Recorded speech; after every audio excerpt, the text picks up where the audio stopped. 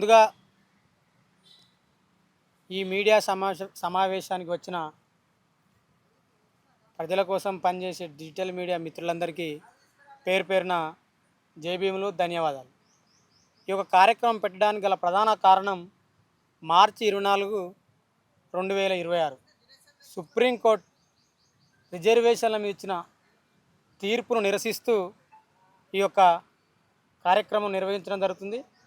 ఈ కార్యక్రమానికి అన్ని విద్యార్థి సంఘాలుగా మేము ఈ కార్యక్రమంలో పాల్గొంటూ మేము ఆ తీర్పును పూర్తిగా వ్యతిరేకిస్తున్నాం.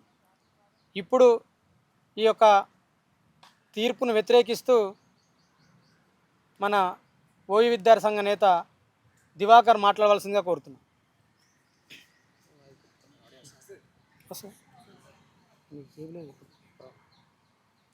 ముందుగా మీడియా మిత్రులకు జై భీమ్. అయితే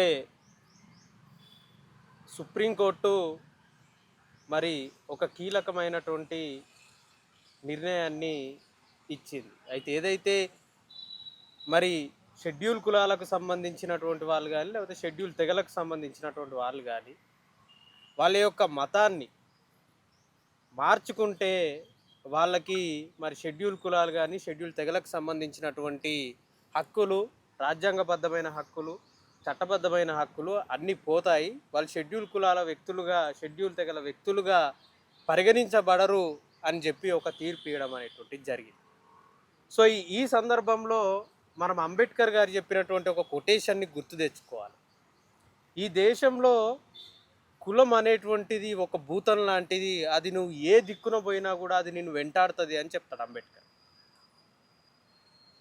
కాబట్టి ఈ దేశంలో బహుశా సుప్రీంకోర్టు జడ్జిమెంట్ ఇచ్చేటప్పుడు ఈ దేశ చరిత్రను, ఈ దేశంలో ఉన్నటువంటి పరిస్థితులను, వీటన్నిటిని కూడా విస్మరించింది అనేది మనకు స్పష్టంగా అర్థమవుతుంది. ఒకవేళ ఈ దేశ చరిత్ర, ఈ దేశ కుల చరిత్ర కానీ స్పష్టంగా వాళ్ళ అవగాహనలో ఉంటే బహుశా తీర్పు ఇంకొకలాగా వచ్చి ఉండేదేమో అని అనిపించింది. ఈరోజు మనం ఒకసారి పరిస్థితులను గమనించినట్టయితే చుండూరు కారంచేడులో మరి చుండూరు సంఘటనలో పార్వతమ్మ ఎవరు? దళిత్ క్రిస్టియన్. మరి పార్వతమ్మ కమ్మ దొరతనాన్ని ఎదిరించినప్పుడు కమ్మలు ఆమెను క్రిస్టియన్ అనుకురా, దళితులు అనుకురా? కమ్మలు ఆమెను క్రిస్టియన్ అనుకురా, దళితులు అనుకురా? దళితులనే కదా దాడి చేసింది. మరి క్రిస్టియానిటీలోకి మారినప్పుడు కులం పోతుందన్నప్పుడు మరి కమ్మలు ఆమె దళితులు అని అనుకోవద్దు కదా. ఎందుకు ఆమెను దళితురాలుగా అనుకున్నారు? సినిమా టాకీస్లో దళిత యువకులు పోయి సినిమా చూస్తున్నప్పుడు వాళ్ళు క్రిస్టియన్లే. మరి అక్కడ గొడవ జరిగితే మరి అప్పుడు వాళ్ళను ఎందుకు ఈ అగ్రవర్ణ ప్రజలు వాళ్ళని క్రిస్టియన్లను అనుకోలేదు? ఎందుకు మాతో దళితులు గొడవపడ్డారని అనుకున్నారు? ఎందుకు పోయి వాళ్ళ గ్రామం మీద దాడి చేసి ఎంతోమందిని చంపాల్సినటువంటి పరిస్థితి ఎందుకు వచ్చింది? మరి వాళ్ళంతా కూడా క్రైస్తవంలో ఉన్నవాళ్ళే కదా. మరి క్రైస్తవంలో ఉన్న వాళ్ళని ఈ అగ్రకుల బ్రాహ్మణవాదం అనేటువంటిది వాళ్ళని దళితులుగానే గుర్తిస్తుంది తప్ప ఏండ్ల నుంచి ఏనాడు కూడా వాళ్ళు క్రైస్తవులు, వాళ్ళు క్రైస్తవంలోకి మారినటువంటి బీసీలుగా ఏనాడు కూడా ఈ దేశ చరిత్రలో ఎక్కడా కూడా గుర్తింపు లేదు. ఇది చరిత్రాత్మకమైనటువంటి వాస్తవం. మీరు ఈ దేశ చరిత్రలో ఎక్కడ దళితుల మీద సంఘటన జరిగినటువంటి చరిత్రలు తీసుకోండి, దళిత క్రైస్తవుల మీద జరిగినటువంటి చరిత్ర తీసుకోండి. ఆ చరిత్రలో మనకు స్పష్టంగా అర్థమయ్యేటువంటి విషయం ఏమిటి అని అంటే వాళ్ళు క్రైస్తవులు అని ఎక్కడా దాడి చేయలే, వాళ్ళు దళితులు అని దాడి చేసి. మరి ఈరోజు సుప్రీంకోర్టు ఏమన్నది? క్రైస్తవంలో కుల వివక్ష లేదు కాబట్టి ఎస్సీ ఎస్టీలోకి క్రైస్తవంలోకి మారితే వాళ్ళకు కులం పోతుంది, ఆ కులకు సంబంధించినటువంటి ఎలాంటి చట్టపరమైనటువంటి రక్షణలు ఉండవు అని చెప్పి. మరొక పక్కనేమో మీరు ఇట్లా చెప్తున్నారు, మరి గ్రౌండ్లోకి వస్తే ఒక పక్కనేమో వీళ్ళని దళితులను చంపేస్తున్నారు. వాళ్ళు ఏ కులంలో, ఏ మతంలో ఉన్నా సరే. కాబట్టి ఈ నిర్ణయం ఏదైతే సుప్రీంకోర్టు ఏదైతే నిర్ణయం ఇచ్చిందో ఇది పూర్తిగా పూర్తిగా మరి గ్రౌండ్లో ఉన్నటువంటి పరిస్థితులని అధ్యయనం చేయడంలో, అర్థం చేసుకోవడంలో పూర్తిగా విఫలమయ్యింది. చరిత్రాత్మకమైనటువంటి వాస్తవాలను గుర్తించడంలో విఫలమయ్యింది. కాబట్టి అంబేద్కర్ చాలా స్పష్టంగా చెప్పిండు, ఈ కుల వ్యవస్థ అనేటువంటిది దాన్ని వేర్ల నుంచి తొలగిస్తేనే తప్ప దీనికి విముక్తి లేదని చెప్పిండు. కాబట్టి ఏ మతంలోకి పోయినా దళితులకు రక్షణ లేదు. కాబట్టి ఇక్కడ స్పష్టంగా తెలియజేసేది ఏమి అంటే, పెద్ద ఎత్తున కుల నిర్మూలన ఉద్యమం తీసుకుంటేనే తప్ప వీటికి అంతం ఉండదనేటువంటి విషయాన్ని ఇక్కడ స్పష్టం చేస్తూ ఉన్నాం. అది నువ్వు క్రైస్తవంలోకో, సిక్కిజంలో, లేకపోతే జైన్లకో, లేకపోతే ఇంకా ఈ దేశంలో ఉన్నటువంటి ఎన్ని మతాలకో, at the end of the day నువ్వు దళితుడివి, నీ ఐడెంటిటీ ఎక్కడా కూడా మాసిపో. కాబట్టి ఈ అంశంలో సుప్రీంకోర్టు జడ్జిమెంట్ని మేము తీవ్రంగా ఖండిస్తున్నాము. ఎందుకంటే ఖండించేటువంటి హక్కు మాకుంది. సుప్రీంకోర్టు యొక్క జడ్జిమెంట్ని క్రిటిసైజ్ చేసేటువంటి హక్కు కూడా మాకు ఈ దేశ ప్రజలుగా ఉంది. కాబట్టి సుప్రీంకోర్టు ఈ దేశంలో ఉన్నటువంటి కుల వ్యవస్థను అర్థం చేసుకోవడం విఫలమై ఇలాంటి అర్ధరహితమైనటువంటి జడ్జిమెంట్ని ఇచ్చినందుకు మేము దీన్ని పూర్తిగా ఖండిస్తున్నాం. Okay, thank you Divakar. ఇప్పుడు రాజేంద్ర ఒక 2 నిమిషాలు మాట్లాడుతున్నాం. అయితే ఈరోజు సుప్రీంకోర్టు ఏదైతే జడ్జిమెంట్ ఇచ్చిందో అది జ్యుడిషియల్ బద్ధంగా ఇచ్చిన జడ్జిమెంట్ అయితే కాదు. ఈ దేశంలో ఆర్ఎస్ఎస్, బీజేపీ, మనువాద పార్టీల సిద్ధాంతం ప్రకారమే ఈ జడ్జిమెంట్ ఇచ్చిందని ప్రతి ఒక్కరికి తెలుస్తుంది.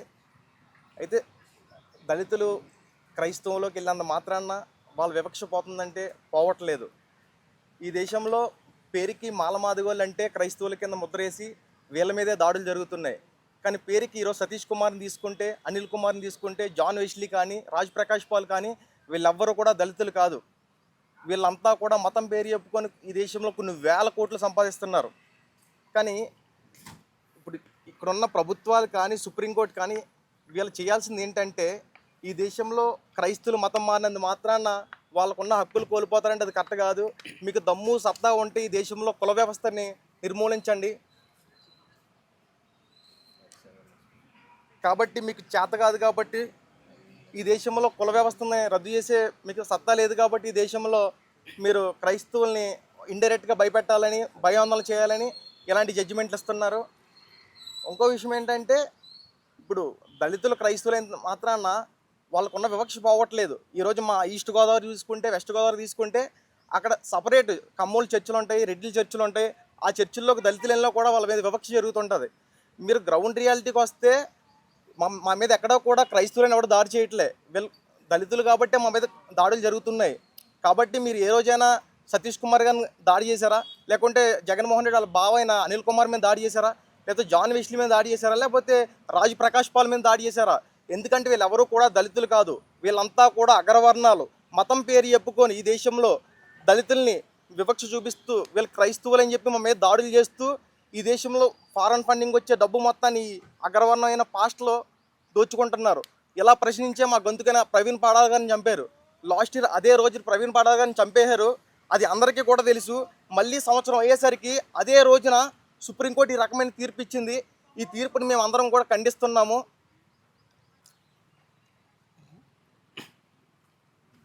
థ్యాంక్ యూ తమ్ముడు.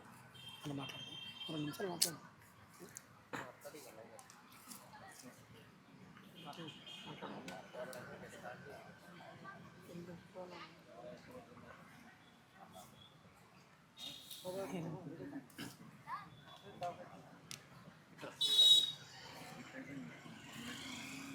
ప్రియమైన మిత్రులారా, ఇందాక మన మిత్రులు చెప్తూ చాలా అంశాలు చాలా క్లుప్తంగా మాట్లాడడం జరిగింది. నేను ప్రధానంగా మీ ముందు, సమాజం ముందు కొన్ని ప్రశ్నలు వేయదలుచుకున్నా. ముందుగా భారతదేశ ప్రజలకు, తెలంగాణ ప్రజలకు, ప్రతి ఒక్కరికి పేరు పేరున చేతులెత్తి నమస్కరిస్తూ, ప్రధానంగా ఈ రిజర్వేషన్లను సుప్రీంకోర్టు ఏ విధంగా మాట్లాడిందో నేను మీ దృష్టికి తీసుకురావడం జరుగుతుంది. ఈ మధ్య ఏ కోర్టు తీర్పు చూసినా కూడా ఆ కోర్టు తీర్పులు ప్రజలకు అనుకూలంగా వచ్చిన తీర్పుల్లాగా నాకైతే ఎక్కడ కూడా కనబడలేదు, వినబడలేదు. ఆ తీర్పులు ఎవరికి అనుకూలంగా వస్తాయి? కేంద్రంలో ఏ ప్రభుత్వం అయితే అధికారంలో ఉందో ఆ ప్రభుత్వానికి అనుకూలంగానే తీర్పులు వస్తాయి. నాకు తెలిసి ఈ దేశంలో ఉన్న న్యాయస్థానాలన్నీ కూడా నరేంద్ర మోడీ జేబు సంస్థల లెక్కనే పనిచేసినాయి తప్ప ఈ దేశంలో ఉన్న ప్రజల పక్షాన న్యాయస్థానాలు మాట్లాడిన దాఖలాలు మాత్రం లేవు. ఉంటే ఈ తీర్పు వీళ్ళకు అనుకూలంగా రావాలనా వాళ్ళకు అనుకూలంగా రావాలనా? ఎప్పుడైనా సుప్రీంకోర్టు కొలిజియంలో దళితులు ఉన్నారా? లేరు. ఇవన్నీ అంశాలు పక్క పెడదాం. ఈ దేశాన్ని దాదాపు 200 సంవత్సరాలు బ్రిటిషర్స్ పరిపాలన చేసిరు, 500 సంవత్సరాలు ముస్లింలు పరిపాలన చేసిరు, కొన్ని వేల సంవత్సరాలు హిందూ రాజులు పరిపాలన చేసిరు. మరి ఇన్ని వందల సంవత్సరాలు మీ బ్రాహ్మణ జాడలతో మీరే పనిచేసిరు కదా. మరి పని చేస్తే ఎందుకు ఈ దేశంలో ఉన్న కుల సమస్యను మీరు పరిష్కరించలే? ఎందుకు ఈ దేశంలో వేల సంవత్సరాల ఊరవుతున్న ఆ చివరి గుడిసె గురించి మీరు ఎందుకు మాట్లాడలే? చెప్పండి. మీరు ఏమంటారు? హిందూ మతంలో ఉన్న దళితులు క్రిస్టియన్ మతంలో పోతే రిజర్వేషన్లు పోతాయంట. నేను ఒక్కటి అడగదలుచుకున్నా, అంటే మేము హిందూ మతంలో ఉంటాం, మేము ఉండాలంటలేము, ఇదే మతం మేము ఉంటాం కదా. ఒక్కసారి మేము కింద ఉన్న వాళ్ళం పైకి వస్తాము, మీరు పైన వాళ్ళు కిందికి పోండి. మా వాళ్ళ లెక్క మూరలు ఎత్తిపోయండి పొద్దున లేచి, మా వాళ్ళ లెక్క రోడ్లు తుడవండి పొద్దున్న లేచి. అంటే మీరు కిందనే ఉండాలి, మేము పైననే ఉండాలి. అంటే మీరు మా భుజాల మీదకి మళ్ళీ తొక్కుతూనే ఉండాలి, మీరు మేము మోస్తూనే ఉండాలా? నీ మతం సంస్కరించుకుంటే నీ మతం మంచిదైతే మిగతా మతాలకు మేము ఎందుకు పోతాం? చెప్పండి. కేవలం దళితులు వేరే మతంలో పోతేనే రిజర్వేషన్లు పోతాయంట. ఈడబ్ల్యూఎస్ పెట్టినావు, 10% రిజర్వేషన్లు ఇచ్చినావు, ఆడ వాళ్ళు పోతే రిజర్వేషన్లు పోవు. బీసీలు వాళ్ళకు 27% రిజర్వేషన్లు ఉన్నాయి, వాళ్ళు పోతే రిజర్వేషన్లు పోవు. మరి ఎందుకు అంటారని వాళ్ళు పోతే రిజర్వేషన్లు పోతాయి? అంటే నీ మతంలో ఉండి నీ బ్రాహ్మణిజాన్ని ఫాలో అవుతూ మీరు సస్తే డప్పు కొట్టాలి, మీరు సస్తే బొంద పెట్టాలి, మీ మతాన్ని మేమే మొయ్యాలి, మీరు మాత్రం హాయిగా పైనుండి ఆనందపడాలి. ఇదా నీ మతం మాకు నేర్పాల్సింది. అందుకే మేమేమంటున్నామంటే ఒకసారి మీరు డప్పులు కొట్టుర్రి, మేము పైన ఉంటాము, మీరు ఒకసారి బొందలు దవ్వురి, మేము పైన ఉంటాము, మీరు ఒకసారి రోడ్లు రోడ్డు అంటున్నాం. చెప్పండి. మేము ఒకసారి పంతులం అవుతాం, గుళ్ళ పూజలు చేస్తాం, మేము నీకంటే అద్భుతంగా శ్లోకాలు చెప్తాం, మేము మీకంటే అద్భుతంగా మేము పాటలు పాడతాం. చెప్పండి. ఈ దేశాన్ని సంస్కరించడానికి వేల సంఘాలు పుట్టినాయి కదా. బ్రహ్మ సమాజం, ఆర్య సమాజం, ప్రార్థన సమాజం, అనేక మంత్రాలు వచ్చినాయి కదా. మరి ఏ సమాజము ఈ సమాజాన్ని ఎందుకు మార్చలే? ఈ అంటరాని సమాజాలు ఎందుకు మార్చలే? చెప్పండి. గొప్ప గొప్ప తత్వవేత్తలు పుట్టిరు కదా. మరి పుట్టిన తత్వవేత్తలు ఈ చివర ఉన్న వాడి గురించి ఎందుకు మాట్లాడలేదు? మీరు మాట్లాడితే మేము ఎందుకు ఈ మతం నుంచి వేరే మతం పోదుము? చెప్పండి. భూములు మీ దగ్గరనే ఉండే, ఫ్యాక్టరీలు మీ దగ్గరనే ఉండే, సంపద మీ దగ్గరనే ఉండే, సర్వం సుఖాలు మొత్తం మీ దగ్గర పెట్టుకొని ఏం లేదు, ఊరవతలు మేము ఉండి మీకు భజన చేసుకుంటా, మీకు సేవ చేసుకుంటా మేము బతకాలి. ఇదా మీ మతం మాకు నేర్పాల్సింది? మీరు ఒకవేళ ఈ మతాన్ని సంస్కరించుకోకుండా మీరు అందులో పోవద్దంటే ఎవడు ఆపడు. అది భారత రాజ్యాంగము 25వ ఆర్టికల్ చెప్తుంది. మీరు 1950 ఆర్డినెన్స్ తీసుకొచ్చారు కదా. మరి ఆర్డినెన్స్ మీద 2004లో రంగనాథన్ కమిటీ చెప్పింది కదా, ఆర్డినెన్స్ రద్దు చేయాలి, దళితులు ఏ మతం పోయినా కూడా వాళ్ళని దళితులు లెక్కన చూస్తారు, వాళ్ళకు ప్రత్యేకమైన రిజర్వేషన్లు పెట్టాలని చెప్పి రంగనాథన్ కమిషన్ చెప్పింది. ఆ కమిటీ రిపోర్ట్ ఇచ్చింది. మరి ఎందుకు అమలు చేయలే? 1950 నుండి నేటి వరకు ఆ ఆర్డినెన్స్ అంటే ఎన్ని రోజులు ఉండాలండి? 6 నెలలు ఉండాలి. 60 సంవత్సరాలు పెడతారు ఆర్డినెన్స్. అంటే మీ స్వార్థాన్ని మీరు పొడిగించుకోలేదా ఆర్డినెన్స్? అంటే మీ ఆర్డినెన్స్ మా హక్కులను కాలు రాస్తే మేము ఊకోవాలా? ఇదా మీరు మాకు చెప్పాల్సింది? నేను ఒకటే అడగదలుచుకున్నా, ఈ పార్టీలకు ఈ ప్రభుత్వాలకు మా మనుషుల మీద మా మీద మీకు ప్రేమ ఉందా? ప్రేమ లేదు. ప్రేమ ఉంటే మా ప్రజల గురించి మీరు ఎందుకు మాట్లాడతలేరు? కాంగ్రెస్ పార్టీ క్రిస్టియన్ గురించి మాట్లాడితే కాంగ్రెస్ పార్టీ 60 సంవత్సరాల నుంచి ఆర్డినెన్స్ ఎందుకు రద్దు చేయలే? చెప్పండి. ఇక నిన్నగాక మొన్న బీజేపీ పార్టీ వాళ్ళు మాట్లాడుతారు. వాళ్ళు 2022లో బాలకృష్ణ కమిషన్ వేసారు. ఆ కమిషన్ రిపోర్ట్ ఏం చెప్పింది? క్రిస్టియన్లకు దళితులు వచ్చినా కూడా వాళ్ళు దళితుల మీద దాడులే జరుగుతుందని చెప్పింది. మరి దాన్ని ఎందుకు అమలు చేస్తలేరు? మీరు దాన్ని ఎందుకు పరిగణలోకి తీసుకుంటలేరు? ఏం లేదు, బీజేపీ మన ధర్మశాస్త్రాన్ని బ్రహ్మాండంగా అమలు చేయడానికి బయలుదేరింది కాబట్టి మొన్న ఎస్సీ రిజర్వేషన్ వర్గీకరణ చేస్తున్నట్టు చూపెట్టిరు, కిందికని కాటు పెట్టిరు. ఇదా? నేను అందుకే ప్రజలను అడగదలుచుకున్నా, ప్రభుత్వాలను అడగదలుచుకున్నా, మీరు ఒకవేళ చంపేసి మనం చంపేయండి. ఈ దేశంలో శాస్త్రంగా ఒకరోజు హిట్లర్ కదా యూదులను చంపినట్టు మీరు అందరు దళితులను చంపేయండి, హాయిగా మీరే దేశాన్ని పరిపాలన చేసుకోండి. మేము ఈ దేశంలో ఉండం. మేము మతం మారితే మతంలో చంపేస్తారు. చెప్పండి. 100 సంవత్సరాలు అవుతుంది ఈ దేశానికి ఆర్ఎస్ఎస్ వచ్చి. మొన్న బ్రహ్మాండంగా మీరు సెలబ్రేషన్ చేసుకురు కదా, ఉత్సవాలు జరుపుకురు కదా. ఏనాడన్నా ఆర్ఎస్ఎస్ ప్రముఖులు ఒక ప్రెస్ మీట్ పెట్టి ఒరే హిందూ మతంలో దళితులు కూడా ఒక భాగమే, దళితుల మీద మనం దాడులు చేయొద్దు అని ఎందుకు మాట్లాడలే? ఇప్పుడు మాట్లాడిందా? మీకు అనుబంధంగా పనిచేసే ఏ ఒక్క సంఘం అన్న మాట్లాడిందా? ఆర్ఎస్ఎస్ వాళ్ళు క్రిస్టియన్ల మీద దాడి చేస్తారని చెప్తారు. ఏ క్రిస్టియన్ మీద దాడి చేసిరు? దళిత క్రిస్టియన్ల మీద దాడి చేస్తారు. మరి అగ్రవర్ణ చంద్ర క్రిస్టియన్ల మీద వాళ్ళ చర్చిల మీద దాడి చేయరు. అంటే మేము ఏ మతంలో ఉన్నా, నేను దయచేసి చెప్తున్నాను, నేను మతాల గురించి మాట్లాడుతున్నాను, ఈ దేశంలో ఉన్న మనుషుల గురించి మాట్లాడుతున్నాను, మా వర్గాల ప్రజల గురించి మాట్లాడుతున్నాను. మేము ఏ మతంలో పోయినా మా మీద దాడే, మమ్మల్ని చంపడమే మీ యొక్క ప్రధాన లక్ష్యం తప్ప మా వర్గాల గురించి మాట్లాడిన దాఖలా లేవు. మీ కోర్టు ఏకపక్షంగా ఎట్లా చెప్తుంది చెప్పండి? ఇగో ఇదే భారతదేశంలో దళితుల పరిస్థితి. ఏ మతంలో పోయినా మనం చంపడే పెట్టిరు తప్ప మా సమాజం గురించి మా ప్రజల గురించి మీరు మాట్లాడలేదు. అందుకే ఏ పార్టీ అయినా అగ్రవర్ణ పార్టీ. ఈ దేశంలో మన పార్టీలు లేవు. అందుకే మా వాళ్ళు గొర్రెలు లెక్క పిలిస్తే గొర్రెలు లెక్క పోతాయి. రాగానే గొర్రెలు, హిందూ మతంలో గొర్రెలే, క్రిస్టియన్ మతంలో గొర్రెలే. మేము 7 గొర్రెలే. గొర్రెగా కషాయం నమ్మినట్టు మేము క్రిస్టియన్ మతంలో ఉంటే పాస్టర్లను నమ్మాలి, హిందూ మతంలో ఉంటే పూజారులను నమ్మాలి. చెప్పండి. అందుకే మా వర్గ ప్రజలు మనం అంబేద్కర్ నమ్మాలని చెప్తున్నాం, డాక్టర్ బాబాసాహెబ్ అంబేద్కర్ సిద్ధాంతం చదవాలని చెప్తున్నాం. ఏ మతాన్ని నమ్మితే ఏముంది? ఏ మతం అయినా మన మీద ఎక్కి తొక్కితే పాతాళం పోడు తప్ప మన సమస్యలను పరిష్కరించడంలో ప్రభుత్వాలు ఈ మతాలు లేవు. పెద్ద పెద్ద తత్వవేత్తలు పుట్టిన ఈ దేశం అని మాట్లాడే మీరు కనీసం మా గురించి ఎందుకు మాట్లాడలే? ఇక్కడ నుంచి ఎక్కడెక్కడో పోయిరంట, ఇంగ్లాండ్ అన్ని దేశాలు పోయిరట. మరి మా గుడిసెలకి ఎందుకు రాలే? ఇప్పటికి కూడా సిగ్గు లేకుండా ఏదైనా పార్టీ అధ్యక్షుడు ఒక ఊరికి వచ్చి మా ఇండ్లకు వస్తే ఏం రాస్తారని పత్రిక సిగ్గులేని వాళ్ళు. దళితుల ఇంట్లో భోజనం. మేము మనుషులం కాదా? దళితుల ఇంట్లో బస్ చేసిన రాష్ట్ర అధ్యక్షులు. మేము మనుషులం కాదా? 78 సంవత్సరాల దేశ చరిత్రలు కూడా దళితుల ఇంట్లో భోజనం చేసిన రాష్ట్ర అధ్యక్షులు. ఏమండి వాళ్ళ అగ్రవర్ణాలు పుడితే వాళ్ళకి నెత్తులు ఏమన్నా కత్తులు పుట్టినాయా, లేకపోతే కొమ్ములు పుట్టినాయా, లేకపోతే వాళ్ళు మాకంటే జ్ఞానం గురా? మా ఇంట్లో భోజనానికి వస్తానంటే దళితుల ఇంట్లో భోజనం చేసిరంట. మరి రాయండి. దళితుల ఓటుతో గెలిచిన ప్రధానమంత్రిని మరి రాయరు, దళితుల ఓటుతో గెలిచిన ముఖ్యమంత్రి మరి రాయరు. ఇదా ఈ దేశంలో ఏ పాలకునికైనా ఏ మేధావికైనా వాని మెదడు మొత్తం బ్రాహ్మణిజమే. మట్టి మనుషుల గురించి, అంటరాని ప్రజల గురించి, ఈ దేశ ప్రజల గురించి ఎవడు ఆలోచిస్తలేడు. మొత్తం బ్రాహ్మణిజం. క్రిస్టియన్ మతంలో పోతే బ్రాహ్మణిజం పోవాలని చెప్తున్నారు. ఈ మధ్య ఎవరో మాట్లాడిన నిన్న వాళ్ళకి చెప్పదలుచుకున్న ఒకటే విషయం, అయ్యా ఏ మతంలోకైనా ముందు అందరికంటే ముందు సొర్రింది ఎవడండి? బ్రాహ్మణ్. ఆయన ఆలోచన ఏంది? బ్రాహ్మణిజమే. అమెరికాకి ఎవరు ఫస్ట్? బ్రాహ్మణులు పోయారు. వాళ్ళు పోయి ఏం చేసిరాడా? వాళ్ళ కులాలు ఎట్లుండాలో మళ్ళీ గట్లే పెట్టారు. ఏం చేయాలో అర్థం కాక అమెరికాను చట్టం చేసుకుండు, ఇక్కడ కులం లేదా అని. భారతదేశంలో పుట్టిన కులాలు అమెరికాకు పోతున్నాయి, ప్రపంచ దేశాలు పోతున్నాయి. ఎవరు తోలుకపోతారు? బ్రాహ్మణులు కాదా? మీరు తోలుకపోతలేరు బ్రాహ్మణిజం పట్టుకొని బ్రాహ్మణులు? ఈ దేశంలో ఏ రాజకీయ పార్టీ అయినా, అది కాంగ్రెస్ అయినా బీజేపీ అయినా, ఏ పార్టీ అయినా అది బ్రాహ్మణిజంతోనే పనిచేస్తుంది. వాళ్ళ మెదడులో బ్రాహ్మణిజం ఏముంది? కాబట్టి మా ప్రజలందరూ చెప్పదలుచుకున్నాము, ఏ మతం అయినా ఎవరైనా మనని ధ్వంసానికే వాళ్ళు పూనుకుర్రు, మన మీద దాడులకే వాళ్ళు పూనుకురు తప్ప మన మీద ప్రేమతో లేరు. మేము క్రిస్టియన్ మతంలో చేరంగానే మా ఊర్లో ఉన్న మా మాదిగా ఆయనకు రెడ్డి బిడ్డని వేయలే, రెడ్డి కృష్ణ బిడ్డని వేయలే.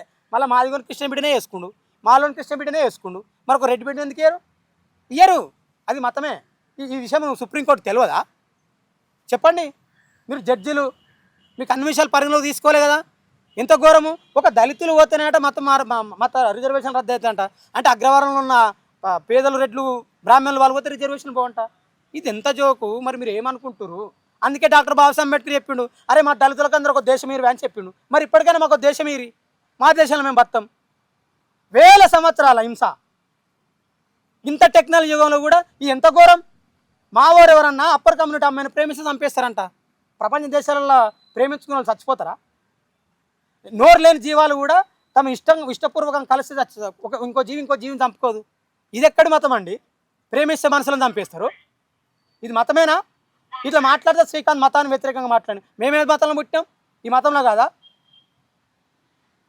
మతాన్ని మీరు సంస్కరించుకోకుండా మీరు ఇట్లే ఉండండి, మేము అట్లే దొక్కుతామంటే ఎవడు వాడు?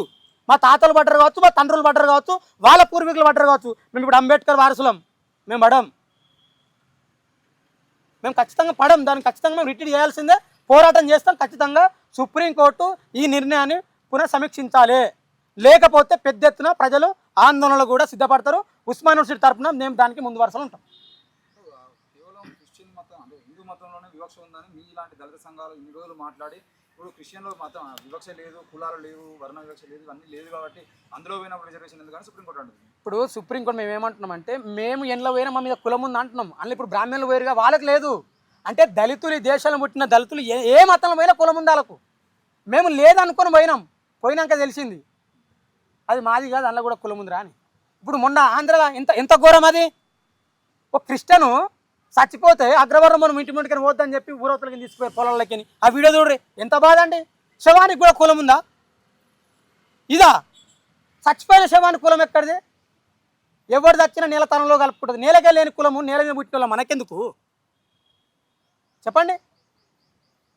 ఇగో ఇది ఈ దేశంలో ఉన్న పరిస్థితి. ఇప్పుడు కమిషన్ రిపోర్ట్లు రంగనాథ్ మిశ్రా కమిషన్ కానీ భారత కమిషన్ కానీ ఇచ్చినాయి కదా. అవును, మరి ఎందుకు ప్రభుత్వాలు ముందడుగు వేయలేకపోతున్నాయి? అదే మేము ఏమంటున్నామంటే ఇప్పుడు వాళ్ళ యొక్క బీజేపీ పార్టీ ఆర్ఎస్ యొక్క ప్రధాన లక్ష్యం ఏంది? ఈ దేశంలో మన ధర్మశాస్త్రం అమలు చేయాలి, రాజ్యాంగాన్ని ఎత్తివేయాలి. వాళ్ళు ఎందుకు అమలు చేస్తారు? ఏదైనా ఇష్యూ జరగంగానే ప్రభుత్వం ఏమని చెప్తా అంటే ఆగుండవే మీ మీద కమిషన్ ఎత్తున్నాం, ఈ కమిషన్ మొత్తం తిరిగి దేశవ్యాప్తంగా రిపోర్ట్ రాసుకొస్తుంది, తర్వాత ప్లాన్ చేద్దామే అని చెప్తారు. దేశవ్యాప్తంగా రిపోర్ట్ రాసుకొచ్చిన కమిషన్ తాళేం చెప్తారు, కమిషన్ తీసి చెత్తబొట్లు వేస్తారు. మరి కమిషన్ అమలు చేయాలి కదా. కమిషన్ ఏమని చెప్పింది? 2004 నుంచి 2007 వరకు రిపోర్ట్ చేసిన కమిషను, దేశవ్యాప్తం తిరిగిన కమిషన్ ఏమని చెప్పింది?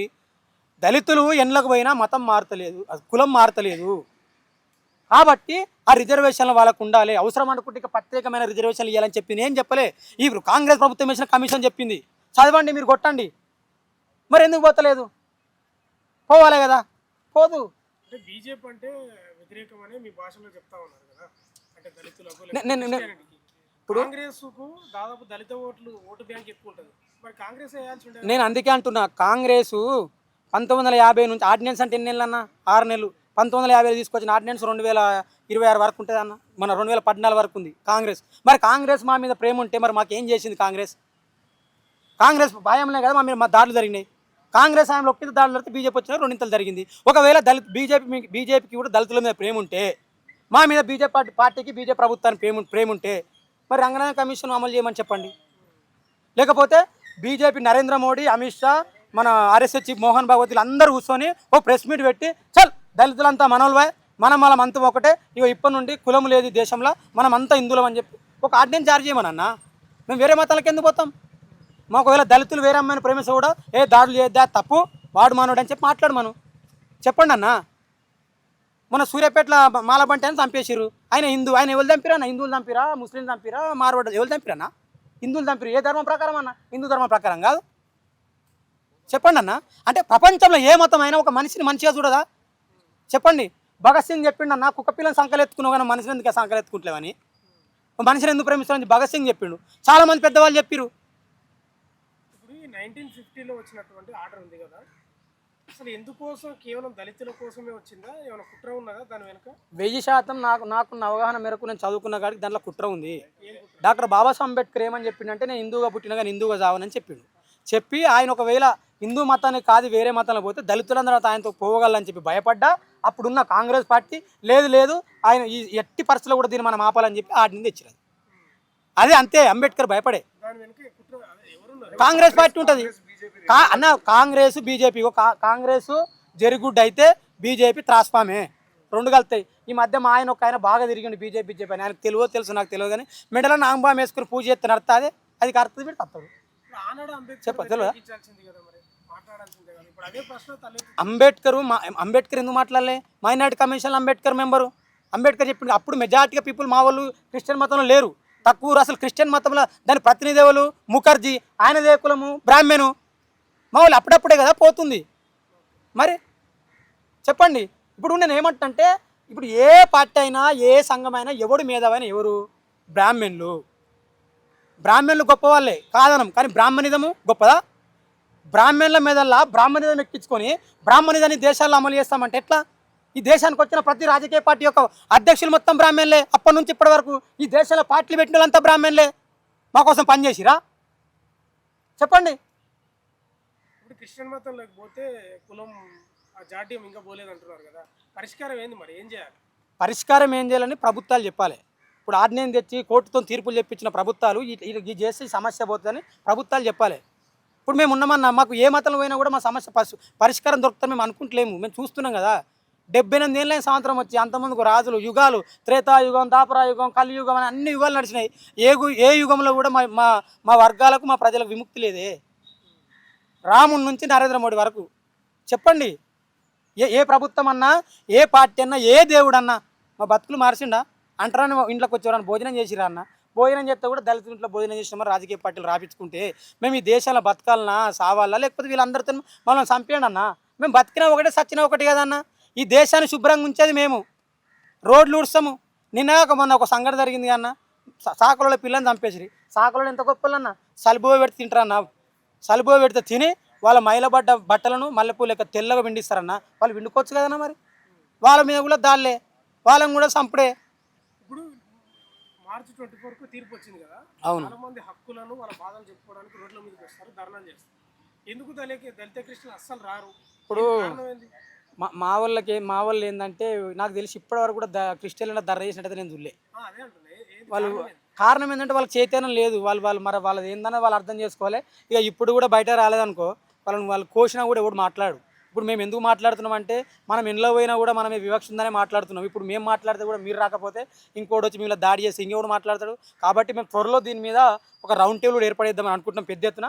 అప్పుడు రాష్ట్రంలో ఉన్న క్రిస్టియన్లు మొత్తం రండి, మేము మాట్లాడుతున్నాము, మీరు మా మద్దతు ఇస్తే ఇంకా బలం చేకూరుతుంది. మేము అందరం మీ బిడ్డలం, మీరు ఏ మతంలో మీరు దాడి చేస్తారన్న విషయం మాకు తెలుసు. కాబట్టి మేము అందరం రౌండ్ టేబుల్ పెడతాం, మీరు పెద్ద ఎత్తున పాల్గొనండి. మనం బలం మీద చూపిస్తే అప్పుడు ఈ ప్రభుత్వాలు ఏమైనా ఆలోచిస్తే తప్ప మీరు ఎక్కడ వేసిన గొంగడు అక్కడ ఉంటే మాత్రం ఖచ్చితంగా తీవ్రమైన పరిస్థితులు ఎదుర్కోవాల్సి ఉంటుంది. చివరిగా మందకృష్ణ మాది ప్రెస్ మీట్ పెట్టాడు కదా, అవును. ఈ మిషనరీస్ నడుపుతున్న వాళ్ళ అగ్రకుల వ్యక్తులు ఉన్నారు కదా, అవును వీళ్ళు దళితులు పోతారు కదా వాళ్ళ మిషన్లకు, అవును పోరాటం చేయొద్దు, ప్రేమ చూపాలి, కొట్లాటలు పోవద్దు అని ఆ జాడ్యాన్ని నింపుతున్నారు. అందుకే వీళ్ళు రోడ్ల మీదకి రారు, పోరాటాలకు సిద్ధం కారు అని ఆయన చెప్తా ఉన్నారు. నిజమేనా అది? అది నాకు తెలిసి అయితే అది వాస్తవమే. నేను అందుకే ఏమంటున్నాంటే మా క్రిస్టియన్లు బైబిల్ని ఒక భుజాన మోసిరు కదా, ఒక భుజాన భారత రాజ్యాంగం మోయిరు. భారత రాజ్యాంగం మోస్తే తిరుగుబాటు ఎట్లా చేయాలో తెలుస్తుంది. బైబిల్ మొత్తురు కదా, ఒకసారి భారత రాజ్యాంగం మోసి చూడండి. వాళ్ళు చెప్పేది విన్నారు కదా. మరి నీ తాత భారత రాజ్యాంగం రాసి నీకు హక్కులు ఇచ్చిన డాక్టర్ బాబాసాహెబ్ అంబేద్కర్ ఏం చెప్పిండు ఒకసారి నువ్వు చదవాలి కదా. చదివితే నీకు తిరుగుబాటు తెలుస్తుంది అన్న. పాస్టర్ వచ్చే పరలోకి ఉన్న ప్రభు అని నేను కళ్ళు మూపించే వాడు నేను వాడెత్తుకుని పై ఇక నీకు ఎట్లా చెప్పు. దశభావం అదే నువ్వు ఉన్న భావం గుంజుకునే. అంటే క్రిస్టియన్ల మీద కోపంతో తీసుకొచ్చారన్నా లేదంటే దళితుల రిజర్వేషన్ల మీద? ఇది క్రిస్టియన్ల మీద కోపం కాదు, దళితుల మీద కోపం. దళితులు ఏడురన్న చివరి గురు. ఈ మనధర్మశాస్త్రం చివరి ఉన్న కాడ స్టార్ట్ చేసిరు, వీళ్ళని కొనసాగిస్తురు. ఇప్పుడు మొన్నటిదాకా ఆదివాసులు అయిపోయారు. మార్చి 31 ఆదివాసులు కథం. ఇప్పుడు మార్చి 31 ఆదివాసులు కథం. మార్చి 2 మళ్ళీ భాగవతం ముందర వేసుకురు. ఇక దీని మీద మళ్ళీ పోరాటం. అంటే బీజేపీ ఆర్ఎస్ఎస్ స్పష్టంగా ఈ దేశంలో మనుధర్మాన్ని అమలు చేయడానికి పూనుకుంది. అందులో భాగంగానే ఆదివాసులు అయిపోయారు, దళితుల మీద పడ్డారు. నెక్స్ట్ బీసీలు. ఇక మరి బీసీలకు కూడా ఇప్పుడు చెప్పాలి. ఇప్పుడు మీరు ముందుకు రాలేదనుకో మాకు జరిగిన అన్యాయమే మీకు జరుగుతుంది. అప్పుడు మీ గురించి ఎవడు మాట్లాడాలి, మళ్ళీ మేమే మాట్లాడాలి. అందుకే మనం అందరం కలిసి కూర్చొని మాట్లాడుకుందాం. ఇప్పుడు ఈ క్రిస్టియన్ల మీద రౌండ్ టేబుల్ పెడతాం. పెద్ద ఎత్తున దళిత క్రిస్టియన్లు అందరూ పాల్గొని భవిష్యత్ కార్యాచరణ కూడా ప్రకటిస్తే బాగుంటుందని మీకు తెలియజేస్తాం. ఇంకో విషయము ఏదైతే హిందూ మతంలో ఫ్రీడమ్ లేదని చెప్పేసి క్రిస్టియన్లకు పోయిందని అంటున్నారు. సో ఈరోజు దళితుల పైన అంటే ఆల్రెడీ వాళ్ళు హిందూ మతంలో హింసించిపోయి అక్కడ మాకు న్యాయం జరుగుతుందని చెప్పేసి క్రిస్టియన్స్లోకి వచ్చారు. క్రిస్టియన్స్లోకి వచ్చిన తర్వాత కూడా ఈరోజు ఇంత పెద్ద నిర్ణయం సుప్రీంకోర్టు తీసుకున్నప్పటికీ ఏదైతే అగ్రకులాలుగా ఇప్పుడు ఉన్న పాస్టర్లు అయితే కొంతమంది చలామణి అవుతున్నారు. సో వాళ్ళు వీళ్ళ తరపున ఎందుకు మాట్లాడట్లేరు? అంటే క్రిస్టియన్స్లో కూడా ఈ కులాలకు స్వేచ్ఛ లేదా? అయితే నువ్వు మంచి క్వశ్చన్ అడిగినావు. విషయం ఏంటంటే అసలు ఈ దేశంలో ఏ మతం వచ్చినా ఫస్ట్ ఎవరు పోయారు? బ్రాహ్మణులే పోయారు. అది ముస్లిం మతం కావచ్చు, క్రిస్టియన్ మతం కావచ్చు, ఇంకా వేరే మతం ఏదైనా కావచ్చు. మీరు ఇప్పుడు ఆలోచన చేసిరా? ఊర్లల్లో తుర్కోళ్ళు ఉంటారు. తుర్కోళ్ళు అంటే షేకులు సైదులు లోడీలు కాదు, దూదేకులు పక్కిరోళ్ళు. వీళ్ళు ఏం చేస్తారు తెలుసా? మన కింద వర్గాలు మాలమాది వాళ్ళని వరుసలు పెట్టి పిలుస్తారు. మరి అదే షేకులు సైదులు పిలవరు. అంటే వాళ్ళు మా వాళ్ళు అప్పర్ కమ్యూనిటీ ఎవరు వచ్చినా కూడా తొందర బ్రిటిషర్స్ వస్తే వాళ్ళ వీళ్ళే కలుసుకురు. ఏ మతం వచ్చినా వీళ్ళు కలుసుకురు. కాబట్టి వీళ్ళకి ఏముంటుందంటే మత ప్రవక్తలుగా వాళ్ళు ఉండి మళ్ళీ అందులో అదే మతం కులాలనే ఇంప్లిమెంట్ చేస్తారు తప్ప వాళ్ళు ఏది చేయరు. అదన్నమాట. ఏ మతంలోకి పోయినా కూడా మాది చివరనే, అంతే, ముందులేం మేము.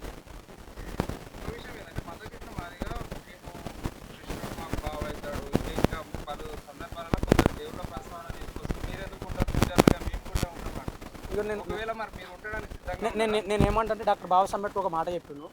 పురాణాల మీద నాకు నమ్మకం లేదని చెప్పింది. నాకు ఆ పురాణాలు తెలియదు.